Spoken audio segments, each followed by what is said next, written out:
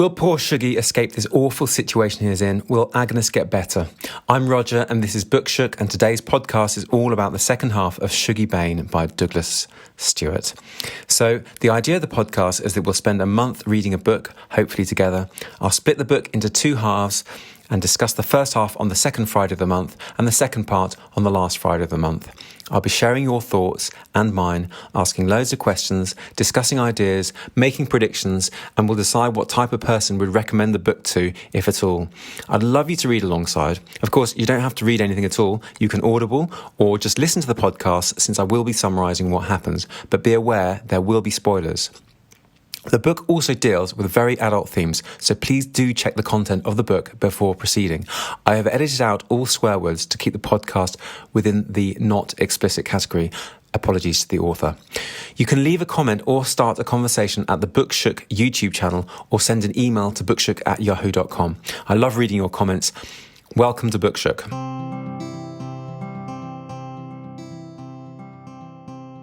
So this podcast is all about the second half of Shuggie Bain, from chapter 18 to the end. So Shuggie is now 9 years old, and Annie, a girl from the caravan park, rescues Shuggie from being beaten up at school for acting like, quote, a puffy little fairy. Anne is 10 years old and she says she has touched boys, and Shuggie denies it when asked whether he has, but it's clear he has been forced to touch much older boys. Poor Shuggie witnesses his mother trawling through the phone book to shout at people who have wronged her, and he also witnesses her put her head into a gas oven. Agnes brings, quote, uncles home who provide her with drink and she with sex. Ginty, who's a next door neighbour, suggests that he go to her daughter Louise's school, which is a boarding school for special needs children. Basically, Ginty wants him away from Agnes so that she can drink with Agnes in peace. Quote, Ginty hated Shuggie because his presence guilted Agnes into periods of dryness. If it wasn't for him, they could have left the shores of sobriety behind and forever sailed a sea of special brew. So for those who don't know, special brew is a type of Scottish alcoholic lager. Agnes goes to the St Dundas AA meeting. Quote, it was a fresh start, she thought, and hopefully a better class of alcoholic. And George, the leader, talks of, quote, ego sum inflammis tamen non adolebit, which means, I am on fire, I do not burn, it's St Agnes's lament. He continues, quote, like petrol, it fuels the demons in you. It burns you away to the very devil. You go up in flames and everything you touch you destroy. Everyone you love steps away, steps back from the fire. Money burns, families burn, careers burn, reputations burn. And then when it's all burnt, you still burn. Flames are not just the end, they are also the beginning. For everything you have destroyed can be rebuilt. From your own ashes you can grow again. Wise words from George. I really hope that Agnes takes them on. Agnes takes a night shift at a petrol station, and then there's this, quote, red-headed ox that appears, and this is a taxi driver. He seems relatively new to the job, and Agnes goes on a date with him to a line dancing type of bar, where they play lots of American music. He's a Catholic called Eugene. So she's doing a great job at the moment of staying away from the booze.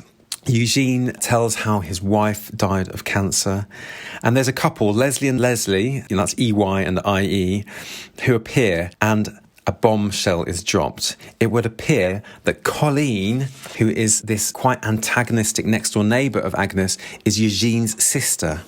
What a small world. And he says, quote, Colleen McAvaney is my baby sister, in a Scottish accent, I'm sure, which I'm not very good at, I'm sorry. When asked whether she slept with Jamesy, she says no. Quote, to her, it wasn't sex, it was something worse. And Agnes says, quote, if Colleen told you that I am such a disgrace, why did you come tonight? And he says, when I saw you, I wasn't looking. I didn't know of you then. Hadn't heard our Colleen lift your name. That's women's stuff, isn't it? They don't talk to the men about that. Gossip, telling tales, chapel, that's their club. All I know is when I saw you sat behind glass, I saw somebody lonely too, and I hope we might have something to say to each other. His lip trembled. I realised then I don't want to be alone. Eugene takes Agnes on a hot date. She gets all dressed up only for him to take her to, quote, the Devil's Pulpit, which is a gorge of geological interest. And Eugene apologises for bringing her there. And Agnes says, quote, "I suppose it's been a while since either of us were at the courting." "Does it show?" says Eugene, rubbing the dust from his brogue onto the back of his trouser leg. He dug a piece of red rock out with his thumbnail. He squeezed it tight till his knuckles blanched white. "I was only a lowly miner, but I bet if we squeeze this long enough, it'll make diamonds." Agnes laughed. She unclasped her evening bag and tilted it towards him. "Why didn't you say so? Now you're talking." It sounds like Eugene has a tough life with his kids, but he doesn't mention this to Agnes at all. Shuggie and Agnes steal roadside flowers from the fast road to Glasgow and plant them in their garden. And the McAvaney children bully Shuggie. They say, quote, wee puffy dafty," over and over. It really does appear that Agnes is a changed woman at this stage. She's given up the drink and she's got a job. Quote, "Inside in the shade of the cool bedroom, Shuggie scowled on the edge of his bed. He had been skulking since that morning. Look, you can't sit inside all day," Agnes had coaxed. "The sun will soon be away for another year and then you'll be sorry." She'd spun around, swinging a trowel like she was mental. She'd looked as happy as he could ever remember, and he was surprised how this hurt. It was all for the red-headed man. He had done what Shuggie had been unable to do. Agnes looked like the goddess of all roses. Her shoulders and face were flushed bright pink from the summer sun. Her rosy spider veins from the years of winters and drink shone on her happy cheeks. It was like Disney himself had coloured her and brought her to life, a fleshier, smokier Snow White. And Shuggie teaches his mum some dance moves. Quote, "Shuggie kept dancing. It was a self-conscious shimmy now. His hands burst open like fireworks and his head flicked as if he had long, sexy hair. He dipped and popped, using his hips too much for a boy. He emoted along with the song like it was a grand opera, not a 3-bar pop factory hit for 13-year-old girls." And I'm thinking, who is the narrator here? Who is saying, quote, "using his hips too much for a boy"? Answers on a postcard, please. If it's the narrator or the author, then I don't think it's good enough. Every time we have a scene with Shuggie, he is accused by the narrator of being, quote, "too girly." I want to see another side to Shuggie. He's only defined by not conforming to these masculine ideals. Rant over. What do you think? Am I being unfair? I've never read Billy Elliot or seen it, but from what I've read so far of this book, it does remind me quite a lot of Billy Elliot, especially this bit with the dancing. Anyway, the McAvaney girls opposite are watching Shuggie dance and laughing at him, so he decides to stop dancing. His mum says, quote, "If I were you, I would keep dancing. Don't give them the satisfaction. Just hold your head up high and give it your all." She was no use at maths homework, and some days you could starve rather than get a hot meal from her, but Shuggie looked at her now and understood this was where she excelled. Every day, with the makeup on and her hair done, she climbed out of her grave and held her head high. When she had disgraced herself with drink, she got up the next day, put on her best coat and faced the world. When her belly was empty and her weans were hungry, she did her hair and let the world think otherwise. It was hard at first to start moving again, to feel the music, to go to that other place in your head where you keep your confidence. It didn't go together, the shuffling feet and the jangly limbs, but like a slow train it caught speed and soon he was flying again. He tried to tone down the big showy moves, the shaking hips and the big sweeping arms, but it was in him, and as it poured out, he found he was helpless to stop it. Yes, Shuggie, you show him. That's a real punch to the air moment. And then a party is thrown for Agnes being off the drink for 1 whole year.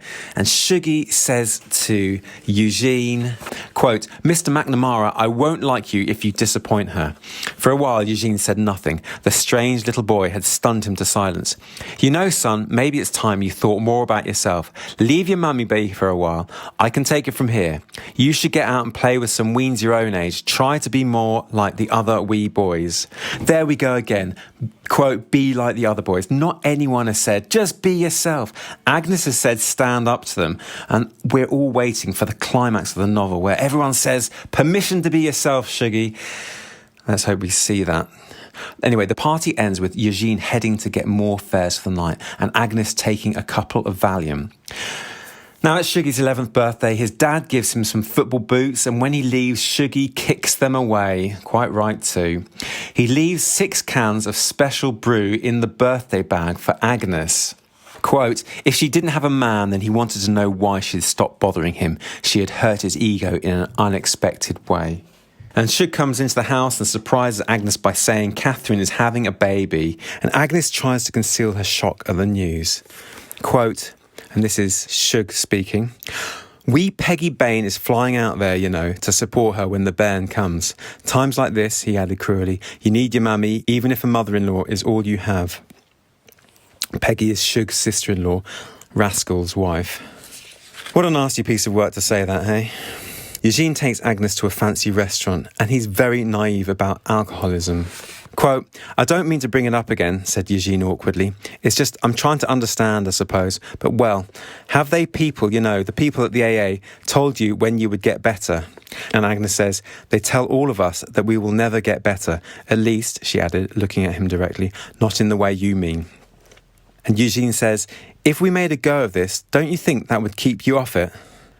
And Agnes responds with, I don't think it works that way. So Eugene says, with me in your life, what would you need a drink problem for? Drink is only for the sad, pitiful people. Look at you now. Look at me.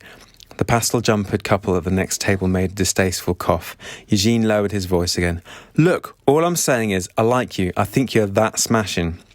Eugene was unwilling to admit defeat, and Agnes could imagine he was a man well used to being able to fix any object that was broken. It made her feel like an engine left corroding on a front lawn. I've edited out all the very, very rude swear words that Eugene says. Eugene is constantly ordering booze in her presence and saying things like, quote, you don't have to if you don't want to. He's so blind. Eugene persuades Agnes to have some wine to prove, quote, she's normal. She ends up getting blind drunk, and Leek and Shuggie are so upset with worry. Continuing the narrative, Shuggie is now 11. Agnes sends Shuggie with beer to give to Colleen on Hogmanay. He doesn't, but he sips a bit. He is so hungry. Agnes goes out partying for Hogmanay. Shuggie finds out where she is and orders a taxi to get there. She's out in Germiston at Anna O'Hana's. The taxi driver physically abuses Shuggie until Shuggie says, quote, you might know my father. He's a taxi man. He discovers his mother under a pile of coats. She has possibly been attacked. Quote, her pretty pollies had been ripped from toe to waist. I can't help feeling that this book would have been better to be called Agnes Bain. It's all about her. Things just happen to Shuggie with no consequences whatever. Whereas what happens to Agnes Bain seems to have very real and important consequences. Now, I do know that Shuggie is a child, but still, he almost seems to be a vehicle for the narrator's mute frustrations against the world. Let me know what you think. Shuggie has to collect Agnes's benefits money. He should be at school. They go together to buy some food, but they end up with 12 special brew. Agnes thanks Shuggie for, quote, his help today. And Shuggie says, I'd do anything for you. I think this is the end of Agnes, surely. Shuggie discovers Leek on top of his mother, yelling, call an ambulance. She has hurt herself badly. So she ends up, unfortunately, in a psychiatric hospital. Big Shug took Shuggie away, and Agnes is angry that this happened. But Leek does say to her, quote, before you cut yourself, you must have phoned him and told him to come get Shuggie. It all happened that fast. I couldn't help you and help Shuggie. Leek exhaled upwards, and his fringe rippled like a curtain in an open window. It's too much, Mammy. I can't be the one to save everybody all the time. Shuggie arrives at Joni and Shug's house. Quote, as the boy crossed the front door, he noticed with awe that they had stairs in their house, 2 separate floors. That alone would kill Agnes. Do you remember? She craved for a front door, and we can imagine her craving for these stairs. 6 of Joni's children stare at poor Shuggie at the table with absolute hatred in their eyes. And Shuggie stares at his father, Shug. Quote, he tried to surreptitiously soak in all the details of his father. He knew almost nothing about him, and while the others ate, he stole sideways glances at the man and wondered why he tolerated these other children but had left him. Shuggie doesn't go to school. He is told he can go anywhere but be back by dusk. He wonders if his mum is still alive, and was she missing him? Agnes goes to Joni Micklewhite's house and doesn't get in, so she throws a dustbin through their front window. And then Shuggie sees her. Quote, there in the front yard, smiling, stunning and mostly sober was Agnes Bain. The boy wanted to scream, goal! He wanted to run a victory lap around the scheme with her. It's interesting that he's using a footballing word. He hates football. Joni is bad, but is Agnes much better? Poor Shuggie. Agnes finally gets her boy back. This is Shug speaking. Quote, I know what's good for the boy. His lip curdled under the bristles of his moustache. You can't look after yourself, never mind him. Look how twisted you've made him. In her stocking feet, Agnes bent over and folded the boy in a deep embrace. The buttons of her good coat scratched at his face, but he didn't care. He choked her middle and tried to bury himself back into her flesh. His bottom lip started to tremble. It protruded and rose like a heat blister. Agnes put her thumb gently on it and kissed the pale skin above his left ear. Her words were as warm and easy as the fair fortnight sun. Shh, we've been greeting in front of them long enough. Not here. Don't give them the satisfaction. She drew herself to her full height again, somewhat diminished without the black heels. She looked up at Shug and the grotesque chorus that longed to do her damage. Sometimes you don't even want a thing. You just can't bear anyone else to have it. Without another word, Agnes took Shuggie's hand and led him out of the gate. The BMX boys were still screaming for blood. Agnes raised her hand to quiet them, but they took it as a salute, and then the whole street broke into a cheer. Go on, missus! By the time they got back into the taxi, her boy was mute and staring up at her like she was an apparition. She cupped Shuggie's face with her painted fingers and turned his gaze out to the low house. Get a good look. God help me, you'll never see him again. As they drove away, she held his chin. Shuggie watched his father struggle to push the Micklewhites back inside the hallway, as if he was stuffing an unpegged tent back into a bag. Now there was a deflated roundness in his shoulders. All the gallus swagger of the past few weeks was gone. As they left the scheme, the BMX bikes circled the hackney, soaring and diving like little starlings. Agnes pulled the boy into her side, and he clung to her like a limpet. She held him tight for a long time and tried to ignore the scent of another woman's soap on his hair. He let her cry, he let her talk, and he didn't contradict her when she made him fine promises he knew she wouldn't be able to keep. We can see it from so many sides. All these characters are flawed. This is what makes it a realistic and dense book. Continuing on the narrative, Eugene stops seeing Agnes. He says, quote, I don't like you when you've got a drink in you. Agnes wants to get away and do a, quote, house swap. And Leek and Agnes have a big argument. She demands he leave.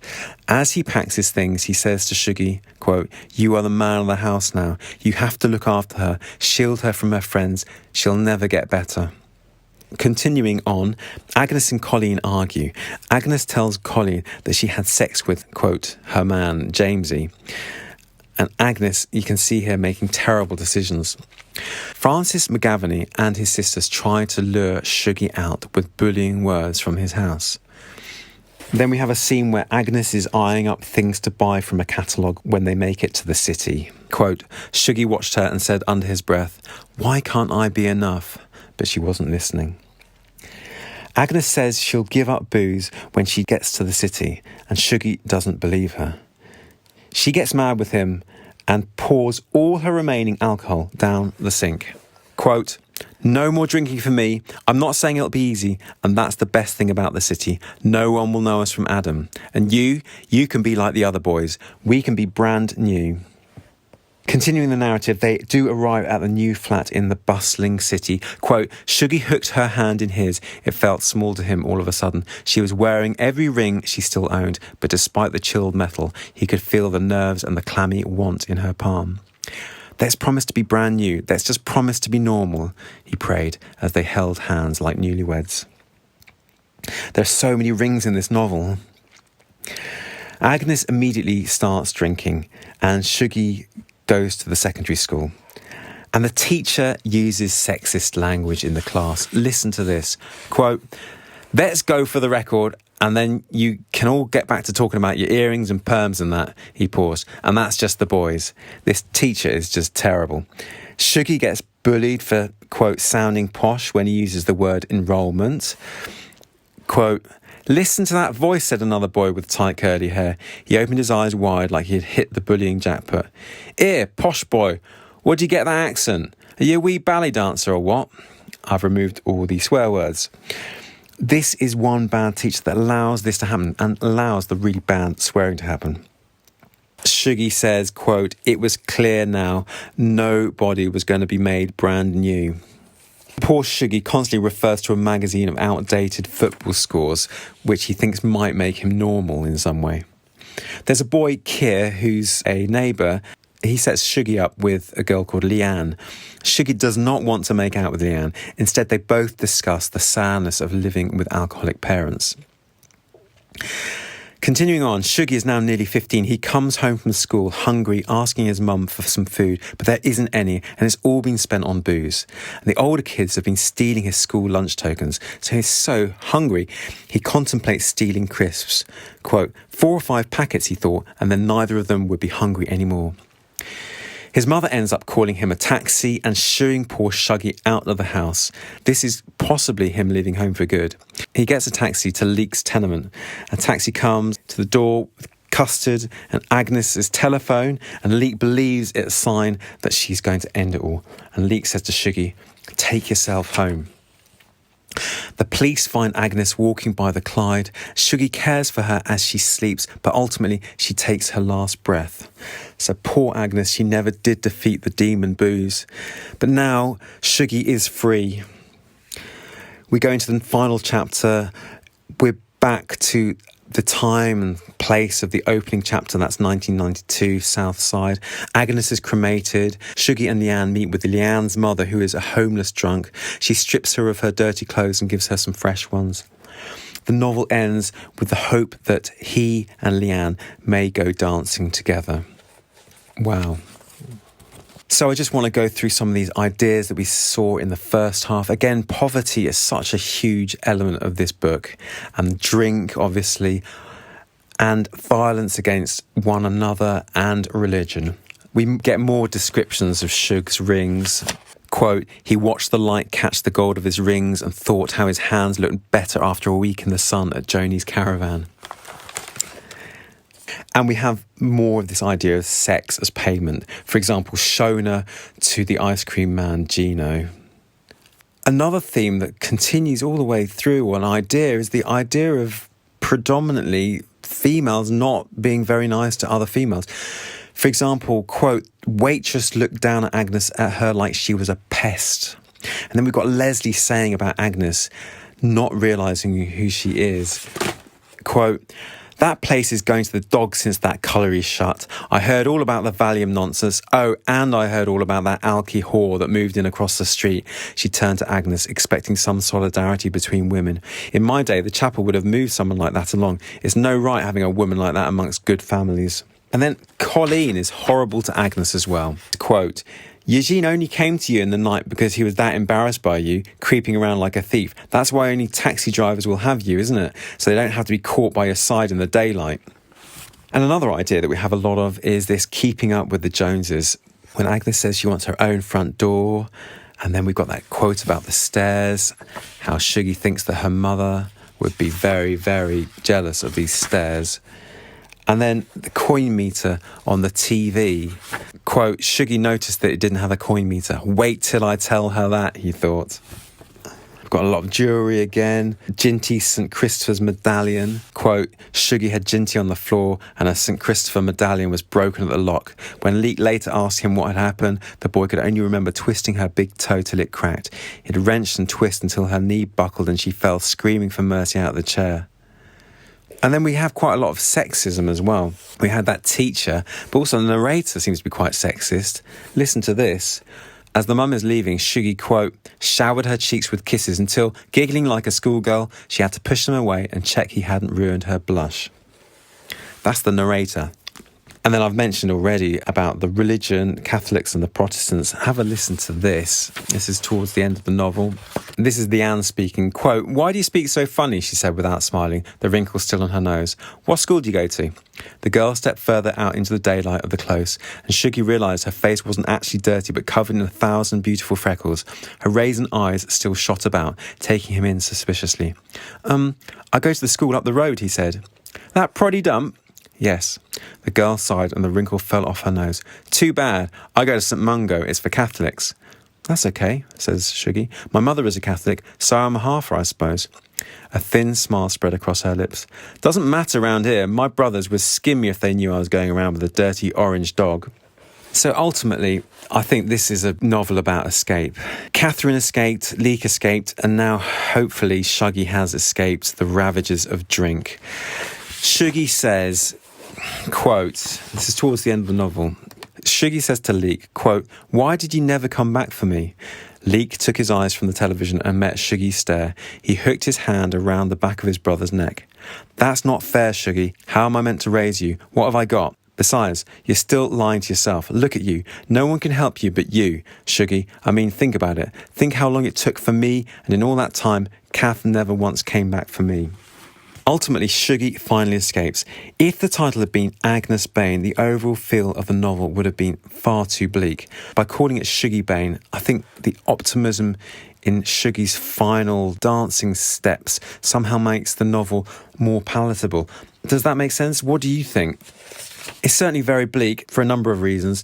Firstly, Agnes gets better for a while, but unfortunately she was tipped over the edge again. We can see the hope of getting better, but in Agnes's case, it just didn't happen. And then we've got those unresolved issues, the touching that Shuggie is forced to do by Johnny near the bins and the taxi driver. And the narrator or the novelist doesn't provide any form of retribution for these characters. And in a sense, that is honest to life. But it's difficult to swallow as a reader, I find. I'm used to closure on these difficult topics, whether positive or negative. And we just don't get those, which is not a fault of the novel at all. It's just the way it's been written. It's just very difficult. I would probably not recommend this book to any of my family or friends unless I knew they were okay with reading desperately difficult material about alcoholism and abusive relationships. It's certainly beautifully written. What do you think? Who would you recommend the book to? I'd now like to look at the book that I'm going to be reading next. It's called Piranesi and it's by Susannah Clarke. I really enjoyed Jonathan Strange and Mr. Norrell. It's a lovely cover. It's got a picture of some kind of faun blowing on two flutes. I'm going to read just a few opening pages and initial impressions, see what it sounds like. So here we go. And the chapter title is When the Moon Rose in the Third Northern Hall, I Went to the Ninth Vestibule. And then there's a subheading. Entry for the first day of the 5th month in the year the albatross came to the southwestern halls. When the moon rose in the third northern hall, I went to the ninth vestibule to witness the joining of 3 tides. This is something that happens only once every 8 years. The ninth vestibule is remarkable for the 3 great staircases it contains. Its walls are lined with marble statues, hundreds upon hundreds of them, tier upon tier, rising into the distant heights. I climbed up the western wall until I reached the statue of a woman carrying a beehive, 15 metres above the pavement. The woman is 2 or 3 times my own height, and the beehive is covered with marble bees the size of my thumb. One bee, this always gives me a slight sensation of queasiness, crawls over her left eye. I squeezed myself into the woman's niche and waited until I heard the tides roaring in the lower halls and felt the walls vibrating with the force of what was about to happen. First came the tide from the far eastern halls. This tide ascended the easternmost staircase without violence. It had no colour to speak of, and its waters were no more than ankle deep. It spread a grey mirror across the pavement, the surface of which was marbled with streaks of milky foam. Next came the tide from the western halls. This tide thundered up the westernmost staircase and hit the eastern wall with a great clap, making all the statues tremble. Its foam was the white of old fish bones, and its churning depths were pewter. Within seconds its waters were as high as the waist of the first tier of statues. Last came the tide from the northern halls. It hurled itself up the middle staircase, filling the vestibule with an explosion of glittering ice-white foam. I was drenched and blinded. When I could see again, waters were cascading down the statues. It was then that I realised I had made a mistake in calculating the volumes of the second and third tides. A towering peak of water swept up to where I crouched. A great hand of water reached out to pluck me from the wall. I flung my arms around the legs of the woman carrying a beehive and prayed to the house to protect me. The waters covered me for a moment. I was surrounded by the strange silence that comes when the sea sweeps over you and drowns its own sounds. I thought that I was going to die, or else that I would be swept away to unknown halls. Far from the rush and thrum of familiar tides, I clung on. Then, just as suddenly as it began, it was over. The joined tides swept on into the surrounding halls. I heard the thunder and crack as the tides struck the walls. The waters in the 9th vestibule sank rapidly down until they barely covered the plinths of the first tier of statues. I realised that I was holding on to something. I opened my hand and found a marble finger from some faraway statue that the tides had placed there. The beauty of the house is immeasurable, its kindness infinite. So we've got these strange kind of tides coming in and out in this kind of castle-like cavernous halls with statues of females with bees crawling over their eyes. It's very strange. I'm looking forward to reading it. If you're going to be reading alongside, I'll be reading up to the end of part 3, which is halfway. Thanks very much for listening. If you have any questions or comments, I'd love to hear them. The email is bookshook@yahoo.com, or you can leave a comment on the Bookshook YouTube channel. And if you want to recommend a future book to read together, do let me know. I look forward to discussing the first part of Piranesi on the next episode of Bookshook on the second Friday of September, and that's the 15th. See you then.